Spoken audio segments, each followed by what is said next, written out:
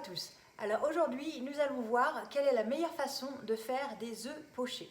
Les œufs pochés peuvent parfois sembler difficiles, mais avec le petit truc en plus que je vais vous montrer aujourd'hui, vous allez voir, c'est assez facile à réaliser finalement.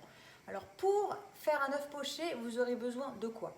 Vous avez besoin d'un œuf, d'un ciseau, du sopalin, de vinaigre blanc, d'une cuillère et d'une casserole d'eau bouillante, remplie à moitié.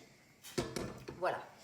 Donc, lorsque l'eau commence à arriver à ébullition, on verse un petit filet de vinaigre blanc et on va tout simplement verser l'œuf 10 secondes en entier. C'est le petit truc en plus qui fait que c'est plus facile de faire un œuf poché. On l'enlève. On fait en sorte que l'eau soit juste à ébullition, mais qu'elle ne bout pas. Donc là, je baisse un petit peu le feu. Je reprends l'œuf, il n'est pas chaud, il est resté 10 secondes. Je vais le casser et je vais le mettre le plus proche possible, l'ouvrir le plus proche possible de l'eau pour que le blanc s'enroule directement autour du jaune. On fait casser l'œuf et très près de l'eau. Voilà.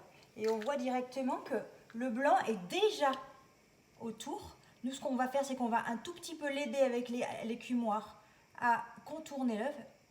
Et vous voyez, bon, il y a forcément toujours un petit peu de blanc qui s'échappe.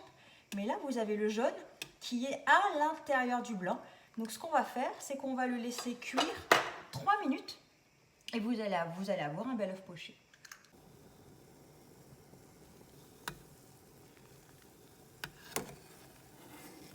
Vous voyez, là, on voit bien que le blanc entoure le jaune. On va continuer à le laisser cuire. Voilà. Donc là, les 3 minutes sont passées. On va l'enlever. Vous voyez, le blanc est bien cuit et le jaune est à l'intérieur. On va le faire égoutter sur le sopalin.